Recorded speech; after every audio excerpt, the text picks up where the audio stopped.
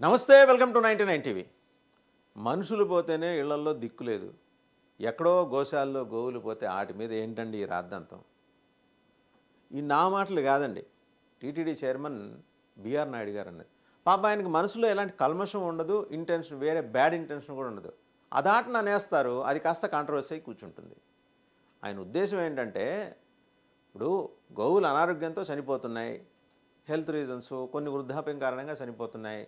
లెక్కగట్టి నెలకిందని చనిపోవు కదా. ఇళ్లలో మనుషుల ప్రాణాలు పోతేనే మనం ఏం చేయలేని పరిస్థితి ఉంది, ఒక నిస్సహాయత. అలాంటప్పుడు గోవుల ప్రాణాలు కాపాడటానికి మేము సాయశక్తులా కృషి చేస్తున్నాం, కానీ అవి చనిపోతున్నాయి, ఏం చేయమంటారు? అయ్యా చైర్మన్ బిఆర్ నాయుడు గారు, నెటిజన్స్ రాస్తున్నారు ఇట్లాగా సోషల్ మీడియాలో. మీకు చంద్రబాబు నాయుడు గారు అక్కడ ఉద్యోగం ఇచ్చింది టీటీడీ చైర్మన్గా. ఆయన ఏం చెప్పారంటే, మీరు అక్కడికి వెళ్ళి ధర్మ పరిరక్షణ నిమిత్తం ఏం చేయాలో అవి చేయండి. ధర్మ ప్రచారము, స్వామివారి సేవలు, నిత్య కైంకర్యాలు, వీటిల్లో ఎలాంటి లోటుపాట్లు లేకుండా అన్నీ స్వామికి అద్భుతంగా సమకూరేట్టు చేసి, స్వామివారి కరుణా కటాక్ష వీక్షణాలు యావత్ ఆంధ్ర ప్రజలు, యావత్ తెలుగు రాష్ట్రాల ప్రజలు, యావత్ ప్రపంచ ప్రజలందరికీ మీద ఆయన ఆ వీక్షణాలు ప్రసరించేలాగా మీరు ప్రార్థనలు చేయండి అని పంపించారు. ఈయన అది మినహా అన్నీ చేసేస్తున్నారని నెటిజన్ల బాధ. వాస్తవంగా ఆయన ఎన్ని ఇబ్బందులు పడుతున్నారు వీళ్ళకేం తెలుసు? గబాల్ని ఇంత కామెంట్ రాసేస్తారు. కానీ ఆయన వేదన బిఆర్ నాయుడు గారు ఎవరికి చెప్పుకోగలరు? సీఎం గారికి చెప్పుకోవాలి. సీఎం గారికి అంత తీరిక ఉండదు కదా. ఈయనేమో ధర్మప్రచారం నిమిత్తం వెళ్తే వైసీపీ వాళ్ళు ఆయన మీద లేనిపోయిన అబాండాలు వేస్తారా? ఆయన ఏదో అక్కడ సెల్ఫ్ సెంట్రిక్గా బిహేవ్ చేస్తున్నారని. ఏ మాటకు ఆ మాట చెప్పాలండి. ఈయన వచ్చిన తర్వాత ఎవరికైనా వీఐపీ దర్శనాలు అంత సులభంగా దొరుకుతున్నాయా? ఎక్సెప్ట్ ఆయనకు సంబంధించిన వాళ్ళకి తప్పించి. చెక్ చేయండి. అదే వైసీపీ హయాంలో వీఐపీ దర్శనాలంటే తంబలు వెళ్ళేవాళ్ళు.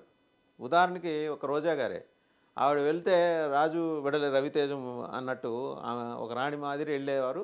ఆమె కూడా 100-150 మంది వెళ్ళేవాళ్ళు. అలాంటివి ఈయన ఎలో చేయట్లా. అది అక్కస్ వైసీపీ వాళ్ళకి ఈయన మీద. అలాగని అలాంటివి ఎలో చేయట్లేదు కదా అని ఇంకెవరిని ఎలో చేయట్లేదని అనుకోవద్దు. ఇప్పుడు ఈయనకి వచ్చే సిఫార్సులు ఈయనకు ముఖ్యం అనుకున్న చోట అవి జరుగుతూనే ఉన్నాయి. ఈ కాక ఈయనకి ఒక ప్రత్యేకమైన ఫెసిలిటీ ఉంది బిఆర్ నాయుడు గారికి. ఒకటి ఏంటంటే, పాపం ఆయన మీడియా నేపథ్యం, ఆయనకేంటి ముక్కుసూటిగా మాట్లాడే తత్వం, ఆ లౌక్యం తెలీదు. మొన్నటికి మొన్న లాస్ట్ టైము తొక్కిసలాటప్పుడు పవన్ కళ్యాణ్ గారు డిప్యూటీ సీఎం హోదాలో వచ్చి ఇలా క్షమాపణలు చెప్తున్నాను ప్రభుత్వం తరఫున అన్నప్పుడు అంటూనే చైర్మన్ గారు, ఈఓ గారు, జేఈఓ గారు వీళ్ళందరూ కూడా క్షమాపణలు చెప్పాలి అంటే, ఇప్పుడు క్షమాపణలు చెప్పినంత మాత్రాన పోయిన ప్రాణాలు తిరిగి వస్తాయా అన్నారు. అంటే ఆయన ఉద్దేశం ఏంటి? నిర్లిప్తతో, ఉదాసీనతతో అన్నారు. బాధ ఉంటుంది లోపల, కానీ లోపల ఒకటి అనుకుంటారు, బయటికి లిప్ మూమెంట్ వచ్చేప్పటికి వేరే డైలాగ్ వచ్చేస్తుంది. దానివల్ల అర్థం మారిపోయి అనవసరంగా నాయుడు గారిని తప్పుపడుతున్నారు, బిఆర్ నాయుడు గారిని. ఇది ఈ నాయుడు గారికి నచ్చట్లా, చంద్రబాబు నాయుడు గారికి. ఏంటి నాయుడు గారు, మీకు ఇచ్చిన ఉద్యోగం ఏంటి, మీరు అక్కడికి వెళ్ళి మాటలు ఏంటి, అది చూశారు కదా expression, what are you talking అని అన్నట్టు ఫోన్లో అడిగేశారట. పాపం ఆ నాయుడు గారికి బాధ కలిగింది. నా ఇంటెన్షన్ అది కాదు సార్. ఇప్పుడు మనుషులు ఇళ్లలో వృద్ధాప్యం మీద పోతుంటారు, ఆ పోయినప్పుడు కొంత బాధ ఉంటుంది. అలాగని నెలకింతను లెగ్గట్టేమన్నా మనం చెబుతామా ఇట్లా జరుగుతాయని? మనం ఊహించగలమా? వాన రాకడా ప్రాణం పొగడ ఎవరైనా చెప్పగలరా అని ఆయనకు తెలిసిన మెట్టవదంతా ఏదో చెప్పారట. సీఎం గారు నో అట్లా కాదు, మనం పద్ధతిగా ఉండాలి. మనకు ఉద్యోగం ఇచ్చినప్పుడు మనం we are accountable to that position as well, we are accountable to devotees. మనుషులు పోతేనే దిక్కు లేదు, గోవుల మృతి మీద ఏంది మాట్లాడేది అన్నట్టు మీరు మాట్లాడకూడదు అని సీఎం గారు కొంత సీరియస్గా, లౌక్యం తెలుసుకోండి నాయుడు గారు అని చెప్పేసి పెద్ద నాయుడు గారు చిన్న నాయుడు గారికి చెప్పారు. పాప ఆయనకు లౌక్యం తెలియదు, ఎప్పటికప్పుడు ఇట్లానే దొరికిపోతున్నారు. ఇంకోటి, ఆయన ఏ ముహూర్తాన్ని మరి ఎవరినడికి ముహూర్తాలు పెట్టించుకున్నది తెలియదు. ఆ టీటీడీ చైర్మన్ ఉద్యోగం తీసుకున్నారో కానీ ఆయన తీసుకున్న దగ్గర నుంచి ఏదో ఒక కాంట్రవర్సీ. సరే, లడ్డు వ్యవహారం దానికన్నా ముందర వచ్చింది అనుకోండి, ఆ తర్వాత అపచారాలు, ఎవరో తెలిసి తెలియని వాళ్ళు, పాపం వాళ్ళు కూడా వీఐపీలు అయి ఉంటారు, స్వామివారి మహాద్వారం దాకా చెప్పులు వేసుకొని వచ్చేసారు.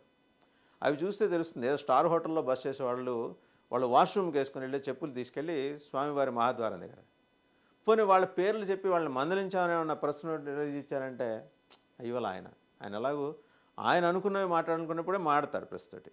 ఇలాంటి వాటి మీద రిలీజ్ ఇవ్వటం అట్లాంటిది ఏం చేయరు ఆయన. సరే, వాళ్ళ వివరాలు కూడా చెప్పలా. అలాగే కరెక్ట్గా మాసంలో రంజాన్ పండగ నాడు ఒక ఆయన కింద నుంచి స్కూటర్ వేసుకుని జామని పైనకి వచ్చేసాడు. ఆయన పేరు అంజాద్ ఖాన్. ఆయనకి మెంటల్లీ రిటార్డెడ్ అట, అంటే మానసిక వైకల్యం ఉంది ఆయనకి. మరి మానసిక వైకల్యం ఉన్న ఆయన కింద అలిపిరి నుంచి పైన కొండకి 22 మలుపులు ఉంటాయి, యూటర్న్ బెండ్స్ ఉంటాయి.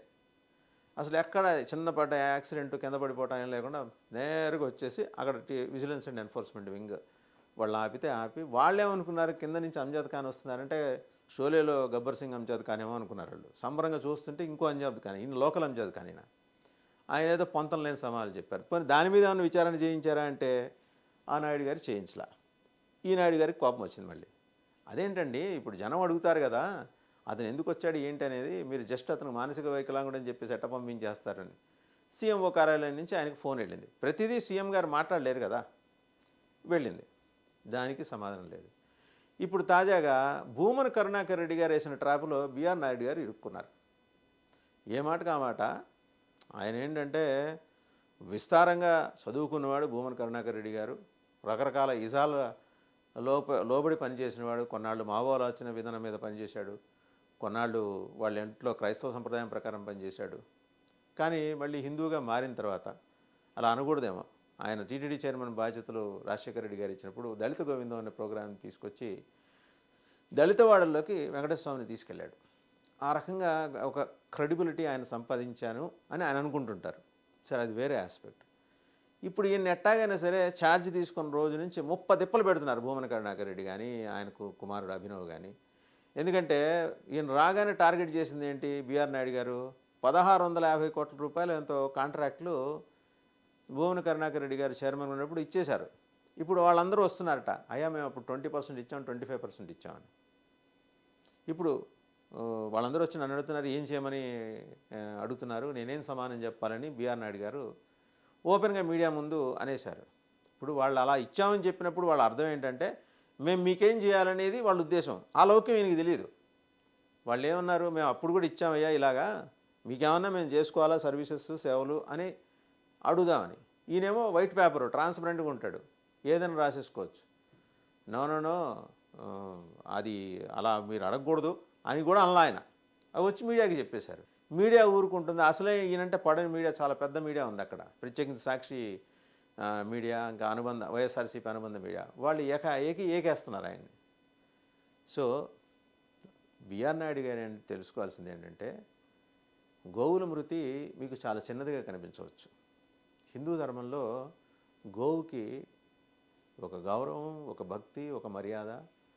ఇంట్లో సొంత బిడ్డ మాదిరి చూసుకుంటారు. రైతు కుటుంబం నుంచి వచ్చారు, మీకు తెలియంది కాదు, మీకు చెప్పేటంత పెద్దవాళ్ళు కూడా ఈ రాష్ట్రంలో ఎవరు లేరు.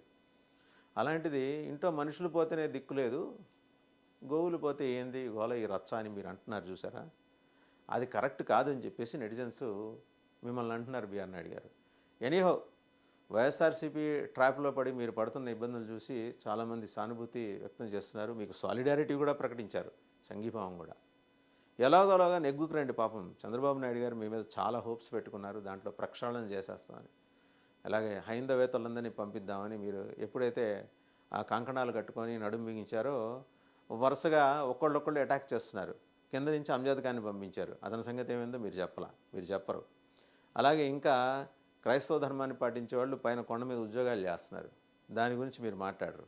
కొందరిని ఏదో పంపించారు నామకే వస్తే.